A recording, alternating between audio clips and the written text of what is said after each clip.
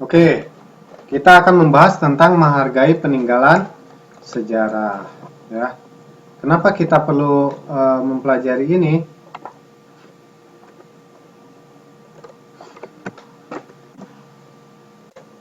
Ya, kenapa kita perlu menghargai sejarah? Jadi dari sejarah kita bisa belajar tentang apa namanya eh, masa lalu, ya, masa lalu. Dari masa lalu itu apa yang bisa kita ambil pelajaran, ya, yang bisa kita jadikan bahan untuk menatap masa depan, seperti itu. Nah, pernah nggak kita jalan-jalan ke tempat di mana ada peninggalan sejarah? Di tiap daerah itu pasti ada tempat-tempat bersejarah, ya, ya. Tempat-tempat bersejarah itu apa? Misalnya, hmm?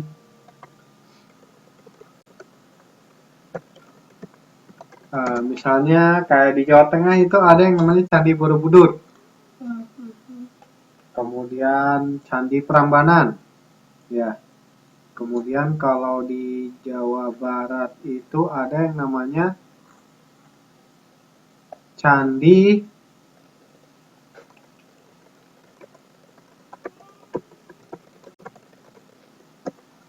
dari Jawa Barat itu ada namanya Candi Cangkuang, ya. Oke, untuk lebih menariknya kita coba saksikan dulu video berikut, ya.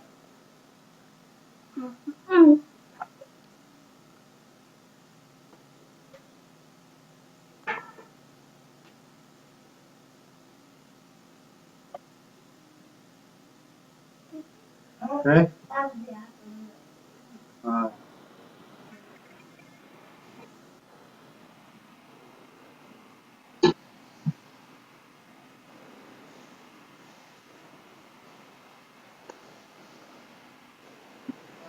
bentuk-bentuk peninggalan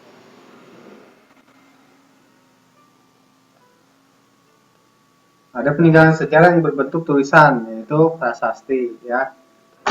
Prasasti itu contohnya ada di Kutai. Kutai itu di mana? Di Kalimantan Timur. Coraknya adalah Hindu, ya. Kemudian prasasti Ciauruten. Ciauruten itu di daerah Garut. Garut Bogor. Ada di Tarumanegara. Satu puncak kaki.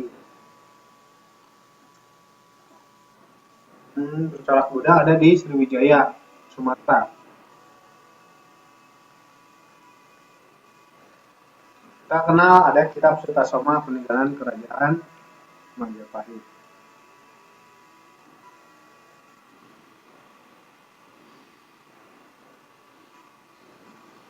Karangkertagama ada di kerajaan Masari.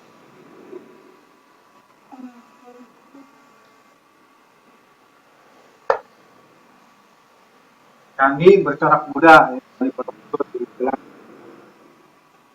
di kemudian ini ada Candi Prambanan bercorak Hindu terletak di Yogyakarta.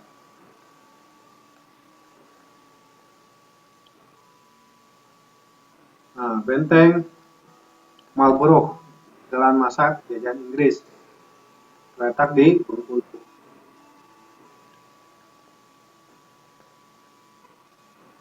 Kemudian benteng Pastenburg ada di kota Solo, Jawa Tengah, ya, tahun 1943, ya. Bangunan lain bersejarah adalah masjid, itu Masjid Agung Banten, kan? Kemudian Masjid Agung Demak, ya, di Demak, Jawa Tengah.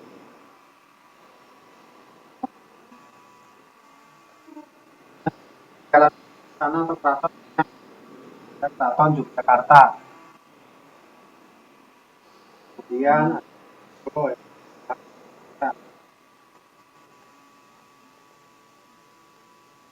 Kemudian ada peninggalan sejarah berupa patung-patung, ada kerajaan Singosari, ada Dedes,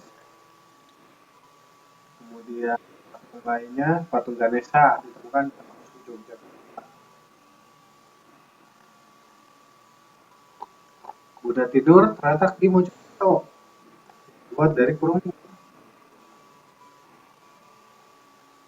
Nah, kalau berupa artefak, artefak ada peninggalan zaman megalitikum, jadi batu.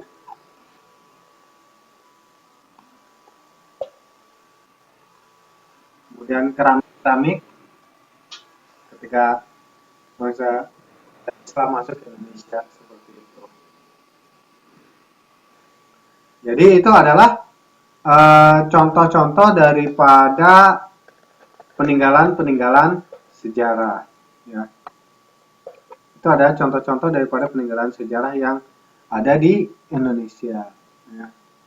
Nah, bentuk-bentuk peninggalan sejarah tadi sudah ada kan? Kayak di Semarang, Jawa Tengah peninggalan sejarah Lawang Sewu aja itu adalah benda peninggalan sejarah karena sampai sekarang pun dilestarikan kalau di Semarang itu. Jadi bangunan sejak zaman Belanda dipakai sebagai tempat wisata akhirnya sekarang seperti itu. Kemudian apalagi? Pokoknya banyak lah karena Indonesia itu eh, sejarahnya banyak. Jadi kalau dari sejarah kita bisa lihat dari sejak mulai sebelum Indonesia merdeka, sejak zaman kerajaan-kerajaan sampai apa namanya sampai kemerdekaan gitu kan, sampai kemerdekaan Indonesia merdeka jadi tahun 1945.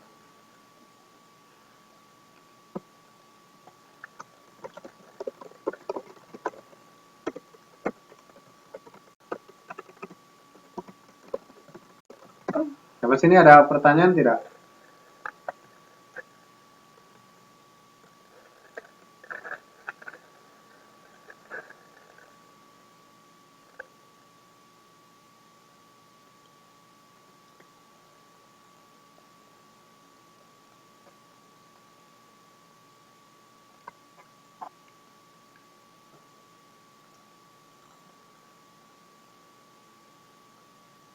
Ada pertanyaan tidak? Apa itu peninggalan sejarah? Kalau peninggalan berarti itu adalah sesuatu yang berasal dari masa lalu, ya, berasal dari masa lalu. Jadi kita harus tahu dulu apa itu peninggalan sejarah. Coba kita lihat di sini ya.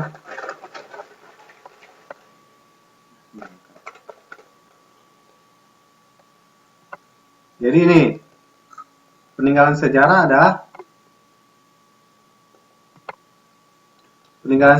artinya warisan masa lampau yang mempunyai nilai sejarah. Jadi nggak semata-mata benda peninggalan. Jadi barang-barang peninggalan misalnya dari orang tua kita, dari kakek nenek kita, dari ibu bapak kita mungkin, kakek nenek, buyut, gitu kan. Itu adalah barang peninggalan. Tapi apakah itu punya sejarah atau tidak itu tergantung. Jadi ada nilai sejarah. Apa itu nilai sejarah? Ya, peninggalan sejarah adalah dengan demikian kita bisa mengetahui apa yang terjadi di masa lalu, ya. Mengetahui apa yang terjadi di masa lampau. Jadi kayak dulu bahwa di suatu daerah pernah ada perang. Contohnya tadi kayak ada yang disebut dengan benteng. Ada benteng apa itu yang ada tadi di Bengkulu. Itu adalah contoh bahwa peninggalan sejarah bahwa dulu di situ terjadi perang. Kemudian contoh lainnya apa? Misalnya keraton. Bahwa dulu itu ada kerajaan Yogyakarta. Bahkan sampai sekarang pun masih ada kerajaan Yogyakarta yang dipimpin oleh Sultan Hamengkubuwono kan. Nah, itu artinya bahwa itu adalah bagian dari sejarah masa lalu bahwa ada Indonesia dulu dibangun dari berbagai macam kerajaan. Bahwa di Sumatera ada kerajaan Sriwijaya, ada kerajaan Aceh, kemudian di Jawa itu ada kerajaan Banten, ada kerajaan Majapahit, ada Kerajaan Mataram. Nah, itu adalah peninggalan sejarah dari masa lalu, ya. Dan kita mengetahui apa yang terjadi di masa lalu dari peninggalan tersebut. Contohnya tadi apa? Bahwa dulu ada perang. Kita tahu bahwa di situ dulu ada perang dari mana? Ya peninggalan sejarahnya berupa apa? Berupa benteng, berupa meriam-meriam atau senjata-senjata gitu ya. Contohnya ya, kayak kita lihat di sini ya. Senjata contohnya ya. Nih, ini contoh kita lihat di Jakarta. Ya. Contohnya di Jakarta ya, ada namanya Kota Tua di Jakarta.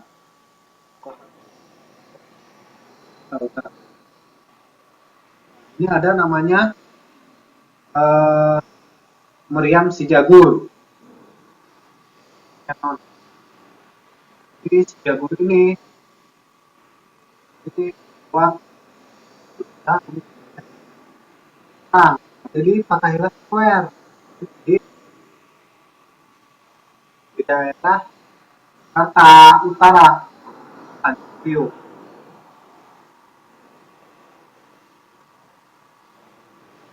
tahun adalah Museum Fathahillah. Museum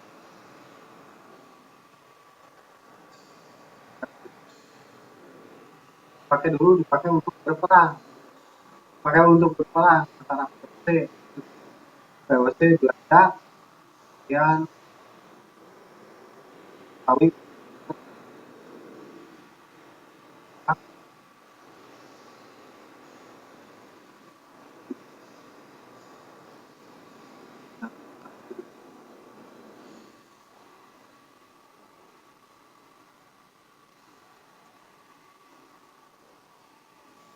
Musiknya ini. Oke, nah, di situ sekarang dijadikan tempat wisata masyarakat.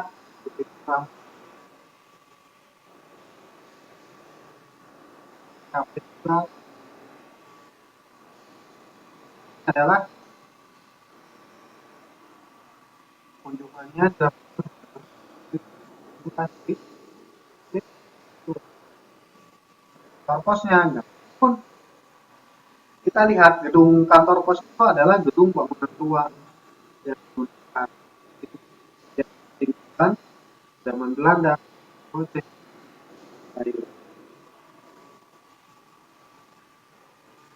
Ya, seperti itu. Itu yang dikenal dengan Taman Fathahillah. Ya, itu adalah salah satu contohnya bahwa ini adalah peninggalan sejarah. Kenapa peninggalan sejarah di Jakarta? Ini bahwa di Jakarta dulu terjadi perang antara VOC dengan masyarakat Betawi melawan VOC, melawan Belanda, ya kan? Itu untuk perang melawan di Jakarta, ya, karena ada penjajahan Belanda seperti itu. Jadi kita balik lagi ya, bahwa peninggalan sejarah itu ada warisan masa lampau yang mempunyai nilai sejarah sehingga kita mengetahui apa yang terjadi di masa lampau. Yaitu tadi contohnya seperti itu. Coba kalau ada kita tanya, apakah keluargamu memiliki warisan atau peninggalan dari kakek, nenek atau leluhur? Nah, apa saja bentuk warisan atau peninggalan itu? Apakah warisan peninggalan itu dirawat atau tidak? Apakah warisan atau peninggalan itu sangat berarti bagi keluargamu? Nah, contohnya seperti ini. Apakah keluarga memiliki warisan atau peninggalan dari kakek nenek leluhur? Misalnya, ya pastinya ada ya. Biasanya ada. Kalau warga Indonesia pasti ada. Ya, ada. Apa saja bentuk warisan atau peninggalan itu? Misalnya adalah keris. Nah, kalau orang Jawa itu warisan dari kakek neneknya, dari yang buyutnya itu ada keris misalnya. Apakah warisan itu peninggalan itu dirawat dengan baik? Iya, misalnya disimpan di lemari, diamankan gitu kan. Apakah warisan itu sangat berarti bagi keluargamu? Ya biasanya sangat berarti. Karena menceritakan sejarah bahwa dulu kakek menggunakan keris itu misalnya ikut berperang melawan Belanda, jadi membawa senjatanya keris. Seperti itu, bahwa keris itu menyelamatkan hidup kakek ketika bertempur misalnya. Nah, itu adalah eh, contoh-contoh daripada peninggalan bersejarah. Nah, kita lanjutkan ya. Peninggalan bersejarah yang terkenal adalah fosil. Apa itu fosil? Fosil adalah sisa-sisa tulang belulang manusia atau hewan atau tumbuhan yang membatu. Nah, ini bisa kita lihat, coba kalau kita cari di sini.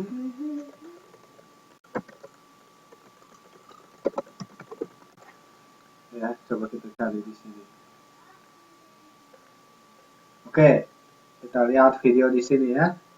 Bahwa kalau kita belajar tentang sejarah, kita akan banyak mengunjungi museum. Coba kita saksikan dulu video yang baik tentang museum geologi yang ada di Bandung. Karena di dalamnya juga ada banyak fosil-fosilnya.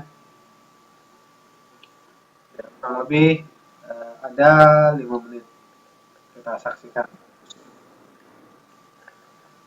Nah, ini adalah contohnya fosil. Jadi gajah purba, Epas Truncus. Nah, ini adalah patung daripada gajah purba atau fosil daripada gajah purba.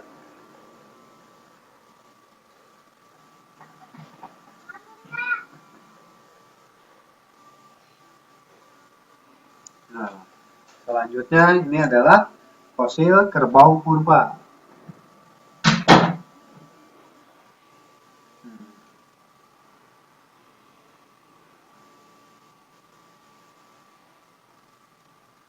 Nah, ini Rex. Oh, kuda Nil ya, ada kuda Nil purba ya. Bentuknya mirip badak ya.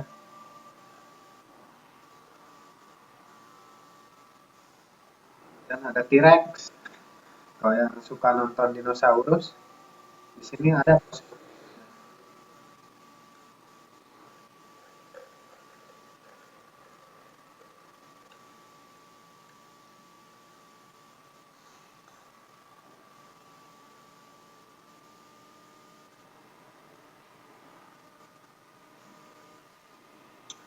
Iya, itu dia T-Rex.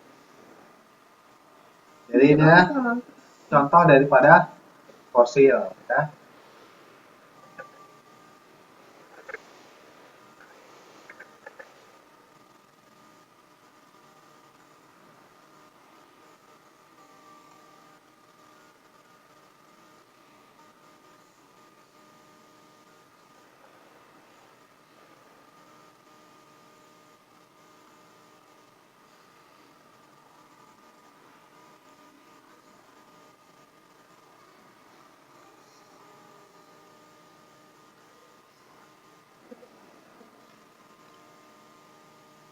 Nah, ini evolusi manusia.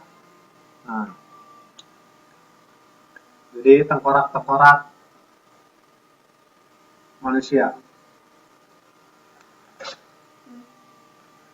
dikenal dengan namanya Homo erectus.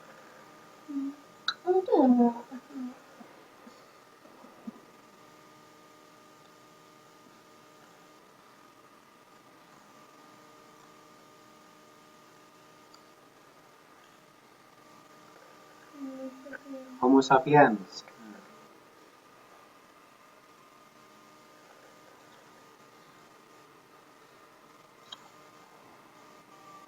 Kemudian ada fosil kayu. Kayu yang menjadi batu.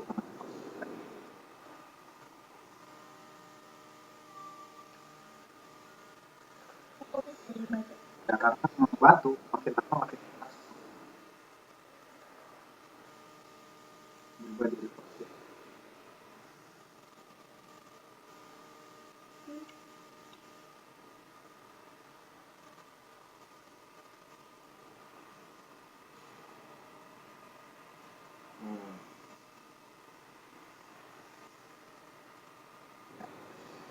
Bumi ya.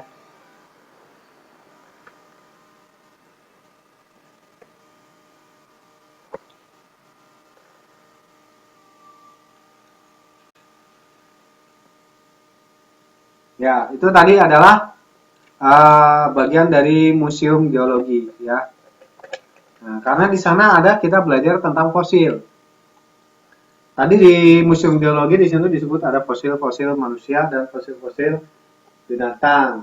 Nah, dari kayu juga sama, dari tumbuhan itu juga dari fosil. Fosil adalah sisa-sisa tulang belulang manusia, hewan atau tumbuhan yang membatu. Nah, itu kan berubah jadi batu. Itu berasal dari masa purba, tertanam di lapisan tanah, umumnya berumur jutaan tahun. Dari fosil itu kita mengetahui kehidupan pada zaman purba. Contohnya tadi apa? Dari fosil dinosaurus. Makanya kita jadi tahu zaman dinosaurus itu bagaimana. Atau gambar tengkorak manusia purba yang ditemukan di Solo. Ya. Itu di daerah Sangiran, Jawa Tengah namanya. Fosil dari Sangiran. Kemudian ada peralatan dari zaman dulu, zaman batu. Ya kan? Jadi peralatan dari tulang yang ditemukan di Ngandong, Jawa Timur. Jadi zaman dulu bikin pacul gitu, mengolah tanah itu pakai tulang. Ya. Dipakai untuk berburu, menangkap ikan, dan bertani. Jadi tulang itu diasah, dibentuk sehingga menjadi tajam. Ya. Jadi dipakai buat motong hewan atau memotong tumbuhan. Kemudian ada prasasti. Prasasti adalah tulisan-tulisan dari masa lampau. Kan? Contohnya tadi di video sebelumnya ada prasasti batu tulis Bogor. Ya. Prasasti batu tulis Bogor contohnya tadi. Jadi peninggalan zaman kerajaan mana itu? Mula Warman kalau nggak salah. Ya. Nih, prasasti Ciaruten, ya, prasasti Ciaruten yang ditemukan di Jawa Barat ini yang dikenal dengan prasasti batu tulis. Ya, menggunakan huruf Sanskerta dan huruf Pallawa.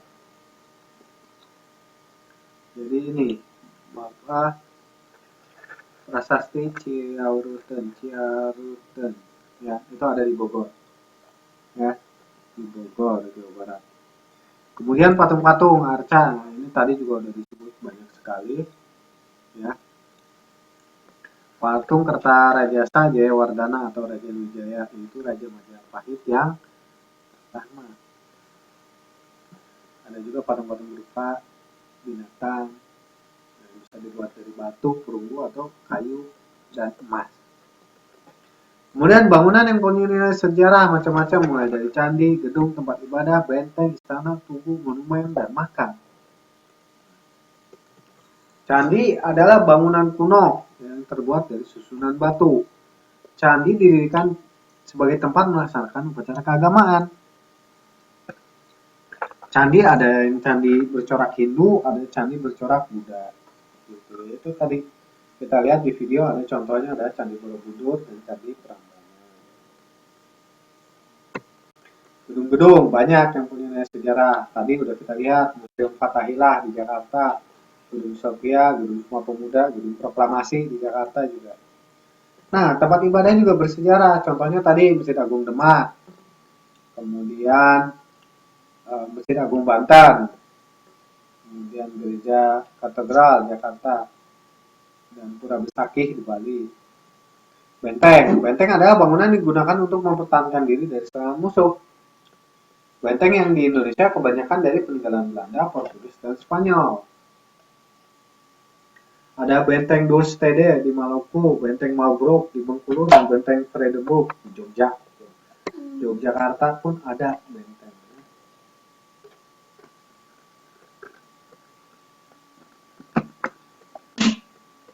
Kemudian ada istana. Kalau istana tadi sudah kita lihat dari video ya. Ada istana presiden, istana negara, istana Bogor, ada keraton Cirebon, ada keraton Yogyakarta, ada keraton Solo. Ya. Kemudian tugu atau monumen. Yang terkenal ada Monumen Nasional. Kita sebut dengan istilahnya Monas. Kemudian kalau di Jogja ada namanya Monjali, Monumen Jogja Kembali. Ya. Monjali, ya. Kemudian ada Monumen Pancasila Sakti, ini mengenang tragedi G30 Kutai. Ya, itu adalah tugu atau monumen. Kemudian makam-makam yang punya nilai sejarah adalah tokoh-tokoh penting. Makam Diponegoro di Manado, makam Bung Karno di Blitar, makam-makam Raja Jogja dan Surakarta di Imogiri. Kemudian naskah, contoh peninggalan sejarah berbentuk naskah atau tulisan, antara lain buku, kitab, dan dokumen-dokumen penting.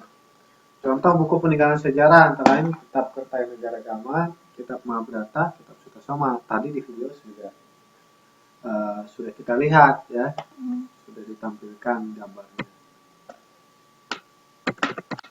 Oke, ini contohnya Candi Borobudur.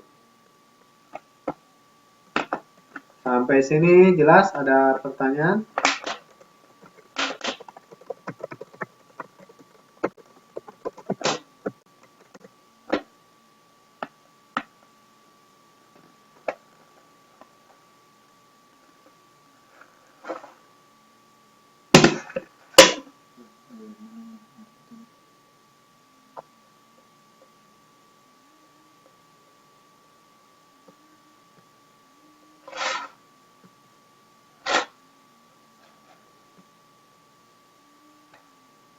Halo, sampai sini jelas? Ada pertanyaan tidak?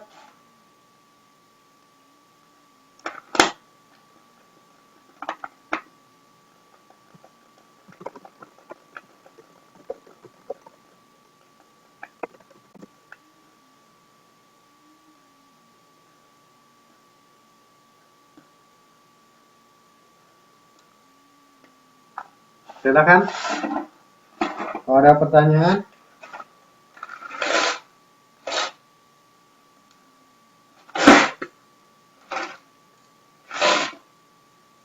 Kalau tidak ada, kita lanjut saja. Untuk selanjutnya, coba kita cari tentang apa?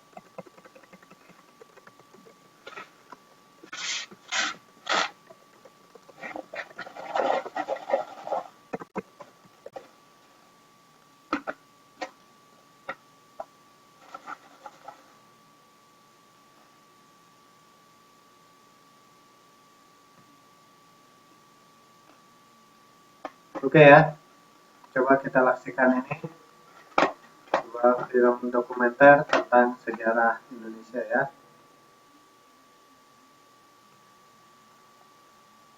Ada Kerajaan Tarumanagara, Kerajaan Kutai di Kalimantan Timur. Tarumanagara dan Kutai itu abad ke-4 Masehi. Kemudian abad ke-6 Masehi ada Kerajaan Kalingga dan Kerajaan Melayu. Melayu di Sumatera. Abad ke-7 ada Palembang, Sriwijaya, menguasai sekitar Bangka, Jambi, ya kan? Sebagian Jawa Barat. Itu Sriwijaya. Abad ke-8 Masehi itu ada Kerajaan Mataram di Jawa, yang dikenal dengan Kerajaan Mataram kuno. Kemudian abad 10 Masehi di Jawa Barat ada Kerajaan Pajajaran dan Medang. Kemudian abad 11 ada Kerajaan Kediri dan Jenggala ya. Itu ada Raja Airlangga yang akhirnya dikenal dengan menjadi nama universitas di Jawa Timur, yaitu Universitas Airlangga. Kemudian Singosari di Jawa Timur. Ada Kesultanan Pasai di Aceh. Ya kan? Kemudian Kerajaan Ternate. Ternate itu di Maluku. Ya. Kemudian abad ke-14 ada Kerajaan Masehi. Singasari disebut oleh Jaya Katwang, keturunan Kediri. Itu Raja Wijaya. Raja Wijaya terima jemput Jaya Katwang di Nusantara ditarik. Membangun mempersiapkan diri. Cina Mongol ingin menaklukkan Kertanegara. Mendukung Mongol sehingga bergabung dengan untuk menyerang Jaya Katwang hingga Kediri dapat dihancurkan. Saat dalam beberapa kemenangan, Raja Wijaya menyerang tiba-tiba.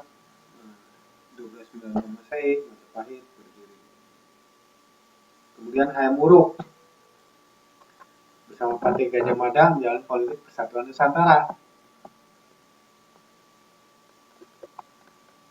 Akhir abad 14, perang saudara di Majapahit, perang Paregreg. Bersama Islam ganti nama menjadi Iskandar Shah, menjadi Malaka kerajaan Islam.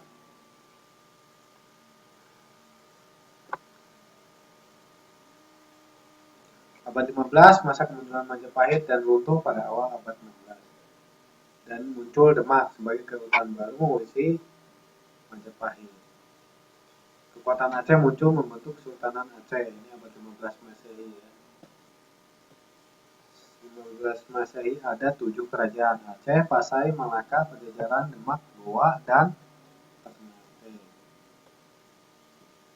Kemudian kedatangan bangsa Eropa di abad 16. Dari Goa, India, ada Alfonso de Albuquerque memimpin langsung ekspedisi ke Malaka. Juli 1511, 15 kalau besar, ya kan? Dan sampai mencari rempah-rempah di Maluku, kapal Portugis sampai di Maluku. Ya. Kemudian ada Kesultanan Banten, Pati Unus dari Demak Bintoro, penyerangan melawan Portugis di Malaka, namun tak berhasil. Portugis menjalin kerjasama dengan Pajajaran dan Belambangan. Perjanjian Sunda Portugis di Ternate, Portugis membangun benteng. Banten, Sunda Kelapa, dan Cirebon berada di kuasa pasukan Demak di waktu pimpinan Fatahillah. Nah itu tadi yang dijadikan museum di Jakarta. Di Sunda Kelapa diganti dengan Jakarta, yang itu terkenal dengan kota Jakarta sekarang. Kemudian Ternate melawan Portugis 1533 Masehi. Sultan Trengganu Demak gugur di Pasuruan, terjadi perubahan kekuasaan di Demak. Joko Tingkir naik tahta memindahkan pemerintahan dari Demak ke Panjang. Sultan Hairun Ternate gugur.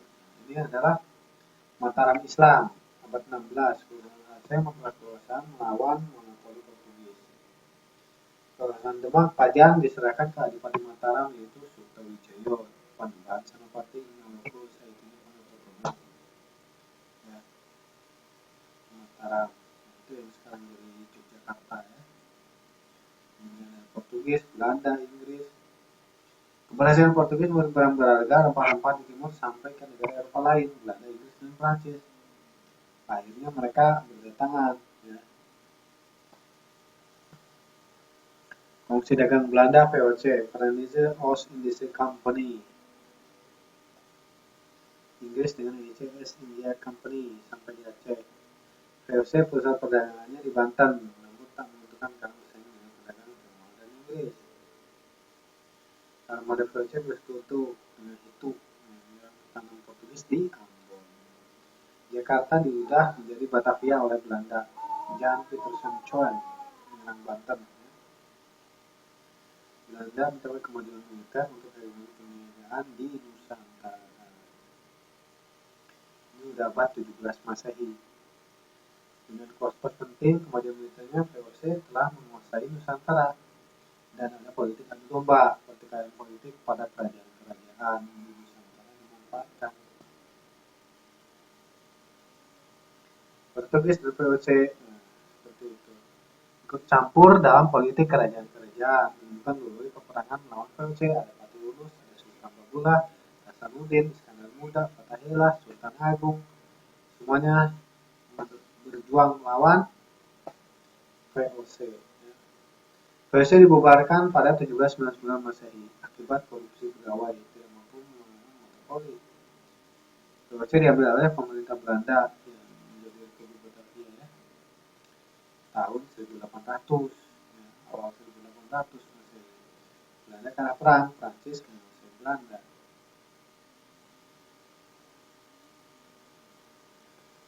William Daniels dikirim oleh wakil Prancis di Belanda ke Jawa untuk membangun dari serangan Inggris 1898-1819. Terjadi perang Britania Belanda di Laut Jawa 1811 antara Belanda lawan Inggris.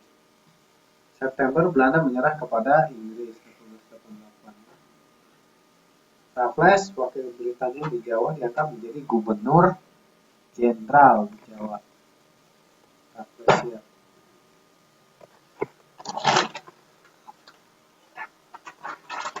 Nah, kemudian Belanda kembali berkuasa di Batavia berdasarkan Kongres Wina. Britania harus mengembalikan Jawa dan kekuasaan India. Ya, India Belanda di antara mereka sendiri. Ya. Belanda mengklaim Sumatera, Jawa, Maluku, India. Britania mengklaim Malaya, Singapura, dan Borneo Utara. Itulah yang terpecah menjadi dua antara Inggris dan Belanda. Perlawanan setelah 1800 Masehi ada perang Aceh, Sisingamangaraja, Padri, Banjarmasin, Patimura, Diponegoro, perang Bali, di mana-mana Nusantara perang. 1869 Terusan Suez dibuka. Sejak itu ribuan umat Islam pulang pergi haji. Membawa pengaruh banyak perlawanan pribumi terhadap kolonial Belanda dan memperbanyak lembaga pendidikan. Membendung pengaruh Islam, Belanda mendirikan lembaga pendidikan bagi pribumi, terutama kalangan bangsawan.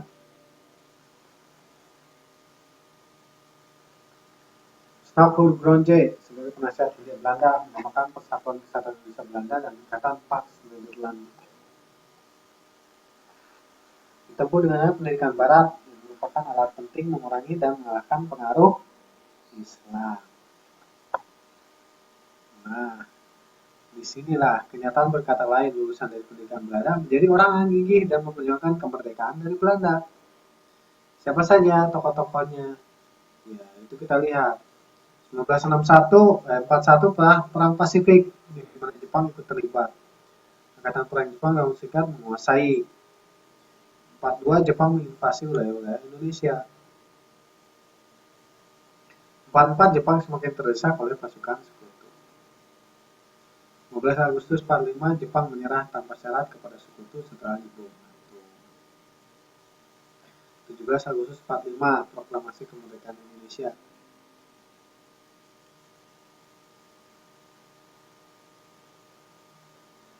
Pasca proklamasi, segenap bangsa berjuang mempertahankan kemerdekaan. Ada pertempuran Surabaya, Bandung Lautan Api, Operasi Tikora, serangan umum 1 Maret, pertempuran Ambarawa, itu ada beberapa perang yang terjadi. 5 hari di Semarang, pertempuran Medan Area, Gerilya Sudirman, dan Laut Aru di Maluku. Nah, perjuangan belum selesai, Indonesia harus merdeka dalam segala bidang. Stop. Oke, kita stop dulu. Oke, ada pertanyaan tidak? Kalau tidak ada, kita boleh break dulu 5 menit. Break dulu ya.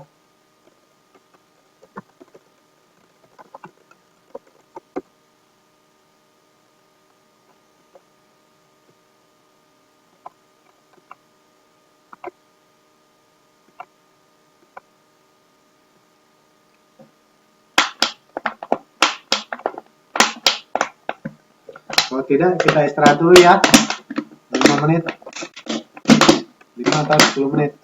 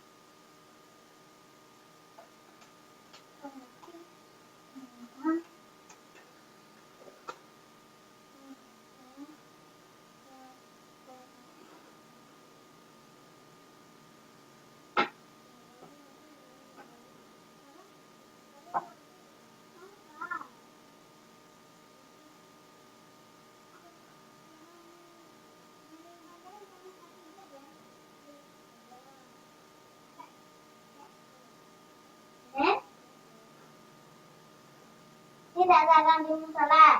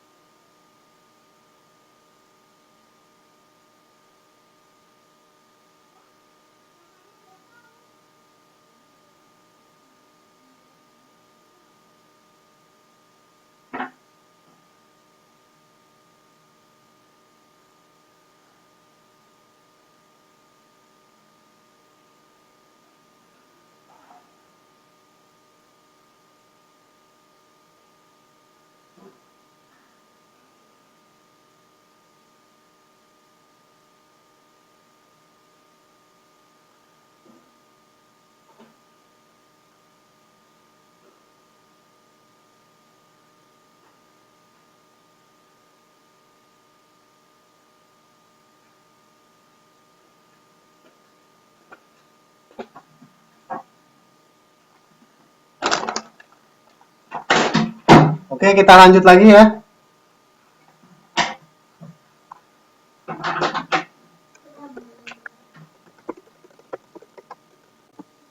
Oke, kita lanjut lagi ya.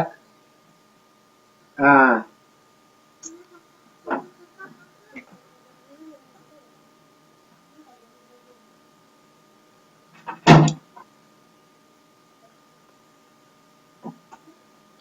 oke, kita lanjut sekarang mengenal sejarah terjadinya sesuatu tempat dan daerah. Seperti kita kenal ada peninggalan sejarah berupa benda-benda seperti tadi. Nah, setiap tempat memiliki sejarah. Coba tanyakan ke orang-orang, kepada orang tuamu tentang sejarah tempat tinggalmu. Apa orang tuamu tahu sejarah terjadinya daerah? Atau bahwa daerahnya adalah sawah atau tanah kosong atau tempat menggunakan ternak, hutan belantara yang angker dan sebagainya. Cerita tentang terjadinya suatu tempat atau daerah ada yang bersifat nyata, kejadian diceritakan memang terjadi. Namun ada juga berupa dongeng yang tak nyata. Nah, tidak seperti ceritakan dalam bagian ini mempunyai bentuk cerita rakyat dan saja suatu daerah. Ada beberapa macam cerita rakyat, dikenal dengan legenda, mitos, dongeng, fabel, dan sebagainya. Untuk cerita ini mengisahkan terjadi suatu tempat secara tidak nyata. Walaupun demikian, ada pesan yang disampaikan. Contohnya adalah legenda. Legenda ada cerita terjadi suatu tempat. Banyak masyarakat percaya cerita itu benar-benar terjadi. Legenda tidak dianggap suci karena tidak ada tokoh dewa. Contoh legenda antaranya cerita terjadinya Gunung Tangkuban Perahu di Jawa Barat. Cerita asal-usul nama Banyuwangi di Jawa Timur. Cerita terjadinya Rawapening di Jawa Tengah. Cerita terjadinya Danau Toba di Sumatera Utara. Kemudian apa legenda yang tentang suatu tempat? Coba diceritakan. Kalau tidak tahu, coba cari tahu ya. Coba kita lihat contoh legenda. Ini adalah legenda Tangkuban Perahu. Terjadinya Gunung Tangkuban Perahu. Konon hiduplah seorang gadis cantik bernama Dayang Sumbi. Ia adalah putri Prabu Sungging Perbangkara. Karena sumpahnya sendiri, Dayang Sumbi harus menikah dengan seekor anjing. Namanya si Tumang. Dari pernikahan itu lahirlah Sangkuriang. Sangkuriang tidak tahu kalau si Tumang adalah ayahnya. Suatu hari karena jengkel, Sangkuriang membunuh si Tumang. Dayang Sumbi sangat marah. Sangkuriang pun diusir. Ketika dewasa, Sangkuriang bertemu dengan Dayang Sumbi. Dia jatuh cinta pada Dayang Sumbi. Akhirnya Sangkuriang melamar Dayang Sumbi. Dayang Sumbi menolak lamaran itu. Ia tahu bahwa Sangkuriang adalah anaknya sendiri. Untuk menutupi penolakannya, Dayang Sumbi mengajukan syarat yang sangat berat. Sangkuriang harus membelung sungai Citarum dan membuat sebuah perahu dalam satu malam. Namun ternyata Sangkuriang menyanggupi permintaan itu. Menjelang tengah malam, Sangkuriang hampir menyelesaikan pekerjaannya. Dayang Sumbi sangat terkejut. Ia pun melakukan tipu muslihat. Ia menyuruh penduduk memukul lesung dan membakar jerami. Maka segera terdengar kokok ayam jantan bersahutan. Akhirnya lamaran Sangkuriang tidak diterima. Sangkuriang sangat marah dan kecewa. Ia menendang perahu yang hampir selesai dibuatnya. Perahu itu pun terbalik. Kemudian perahu itu pun berubah menjadi gunung. Gunung itu diberi nama Tangkuban Perahu. Memang bentuk gunung itu seperti perahu yang terbalik.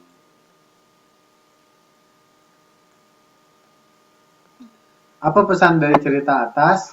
Pesan yang dapat kita petik antara lain sebagai berikut.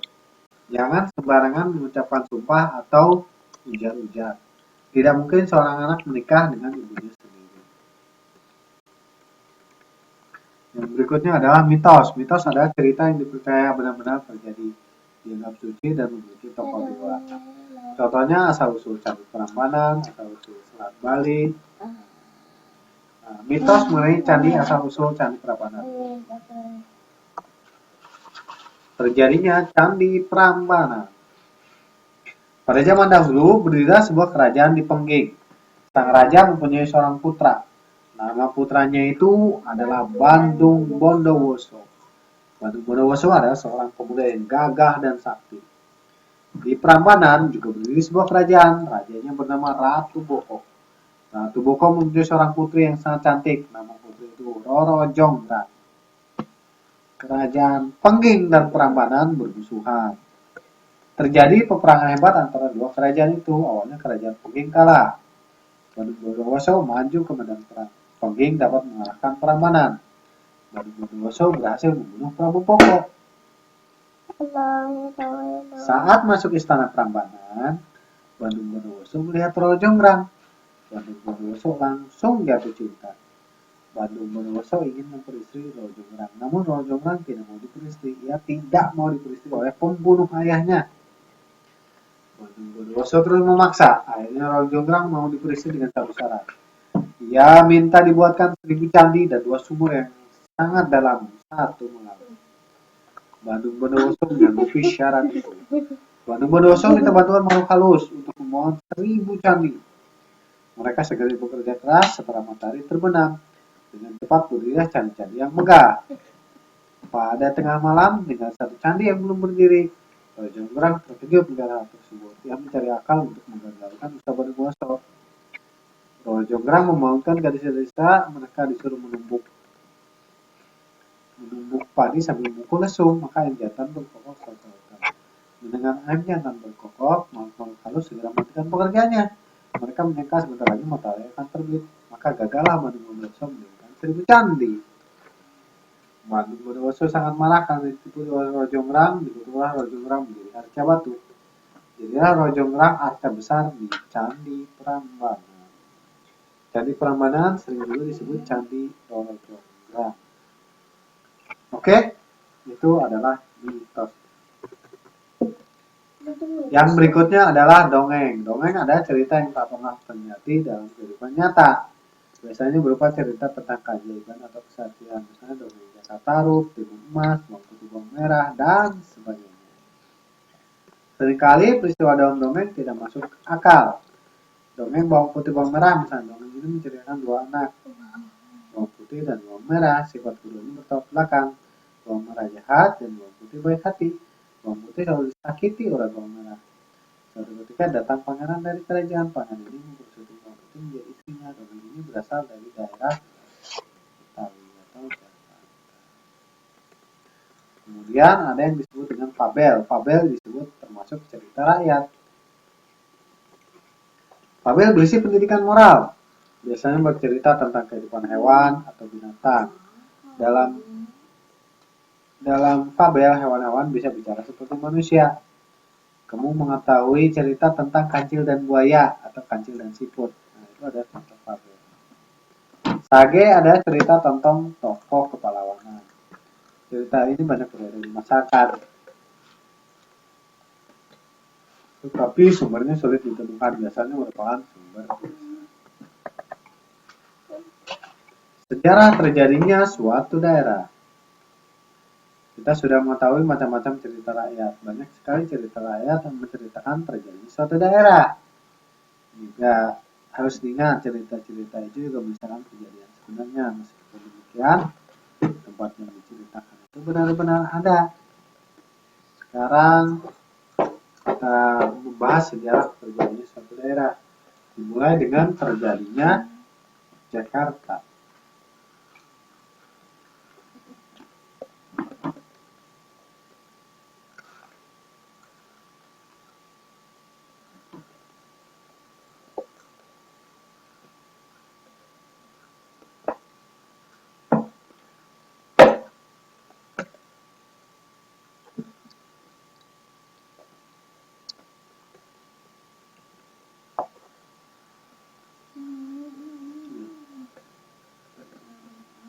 Jadi ini kisah kerajaan Jakarta. Tadi juga di video sudah sempat kita lihat tentang Mataram, tentang Fatahillah, tentang kerajaan Pasai.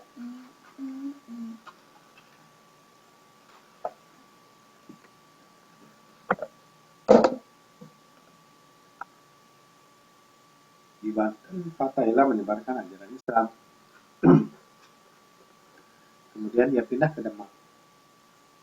Kedudukan Fatahillah makin kuat, akhirnya memimpin pasukan Demak menyerbu Portugis.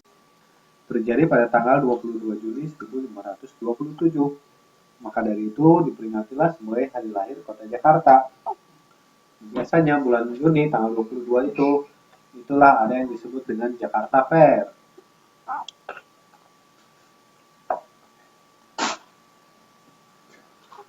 Ya, Pasukan Demak tidak gentar menghadapi musuh. Pertempuran hebat terjadi di pantai.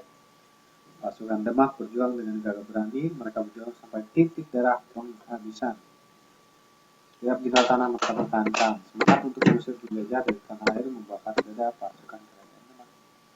Ini adalah Museum Fathahillah di Jakarta.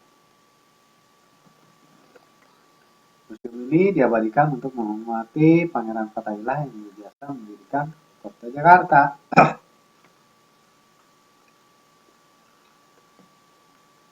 Oke. Pada masa penjajahan Belanda, Jakarta berganti nama menjadi Batavia. Batavia dikuasai Jepang pada tanggal 9 Maret 42. Sejak itu nama Batavia diganti menjadi Jakarta sampai sekarang. Oke, sampai sini jelas? Ada pertanyaan tidak?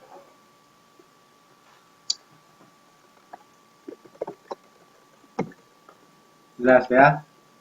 Nah, jadi itu kisah terjadinya Jakarta. Sekarang kalau kita lihat kisah terjadinya Yogyakarta.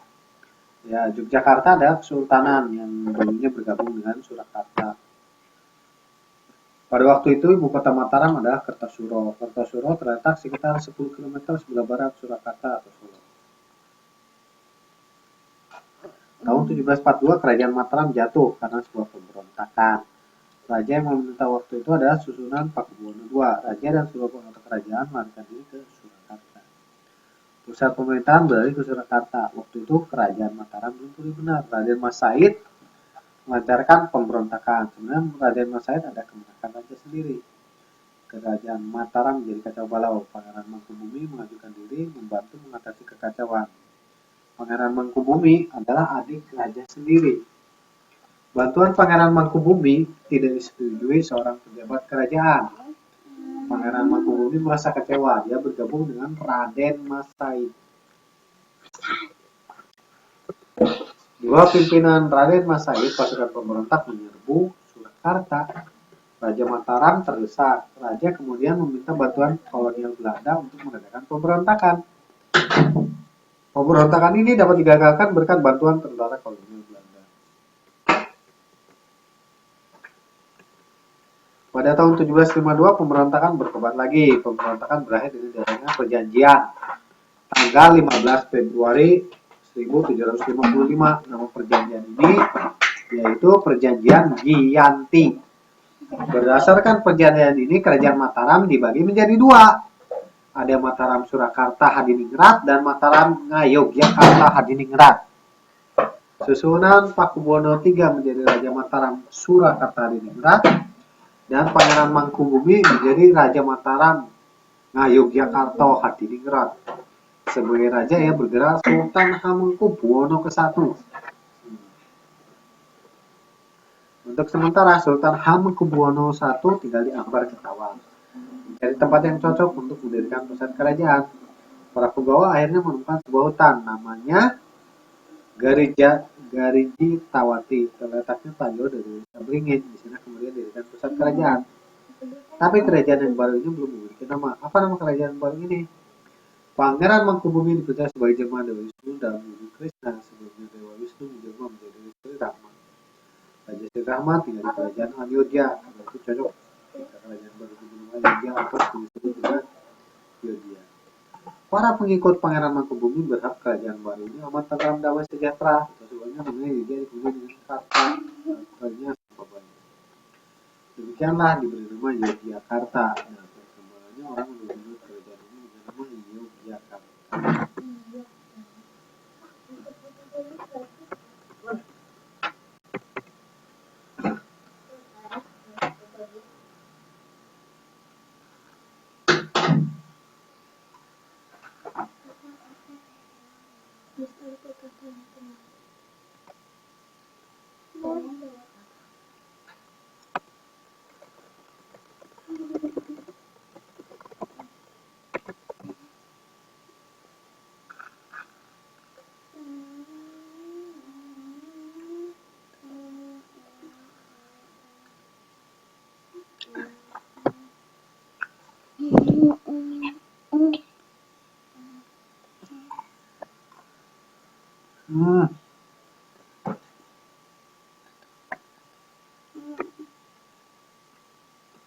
dulu terus.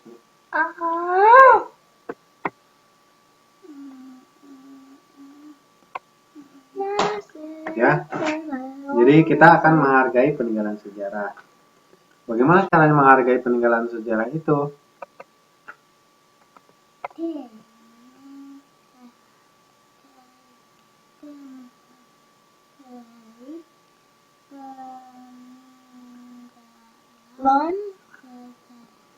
Oke, bagaimana cara kita menghargai peninggalan sejarah?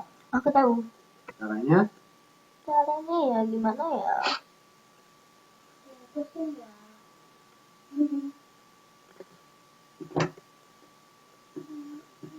Nah, ini ada contoh ketika pada akhir tahun 2007 beberapa arca yang di Museum Radia Pustaka Solo dicuri dan dipalsukan.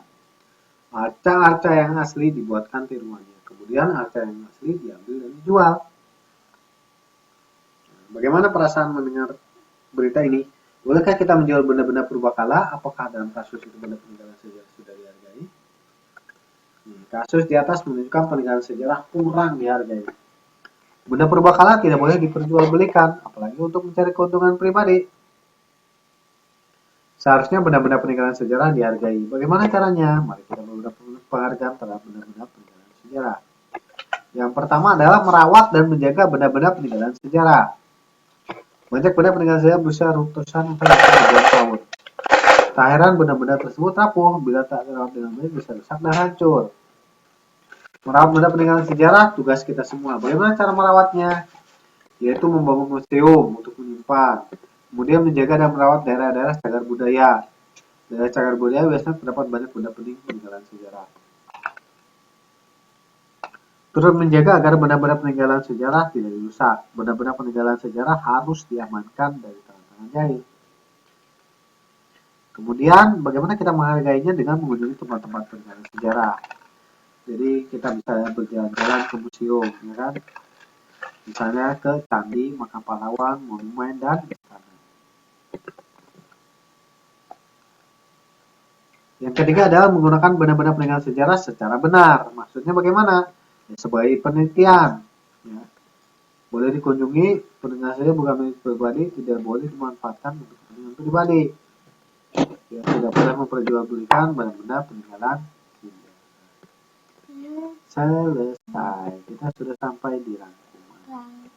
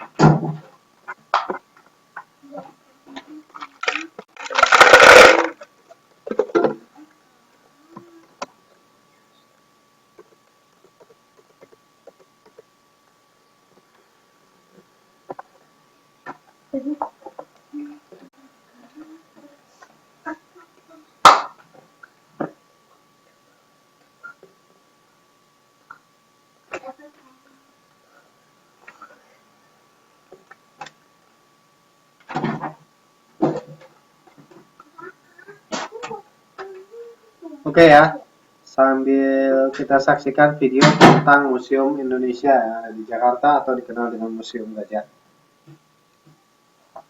Ada apa isinya di sana?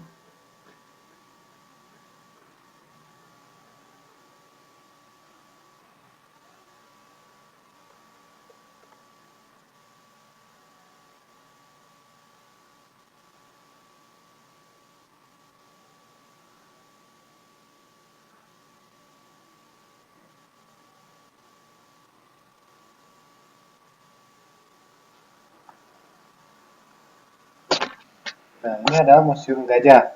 Kenapa disebut Museum Gajah? Karena ada patung gajah di depannya.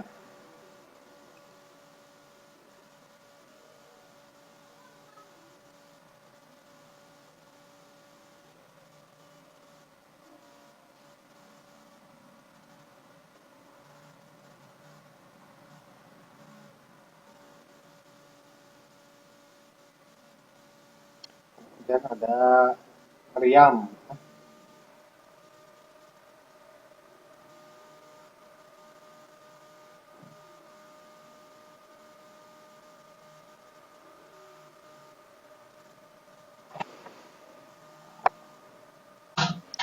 Ini ada beberapa patung-patung dan fosil-fosil ya. Patung-patung dan fosil yang ada di sana termasuk arca-arca, patung-patung dan arca-arca yang ada di koleksi, ada di mulai dari peninggalan kerajaan Hindu dan kerajaan Buddha sampai kerajaan Islam di Indonesia.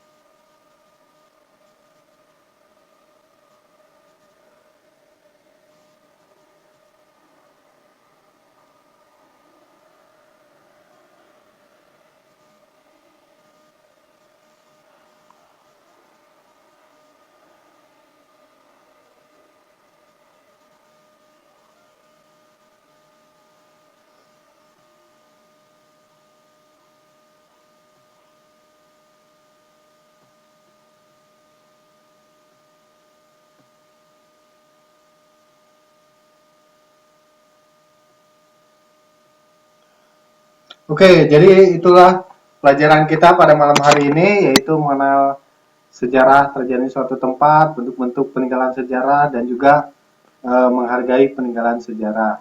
Ya, insya Allah besok malam kita ada kelas ya, minggu, karena kita ingin mengejar ketinggalan, karena beberapa minggu sempat tidak aktif ketika Lebaran dan Ramadan.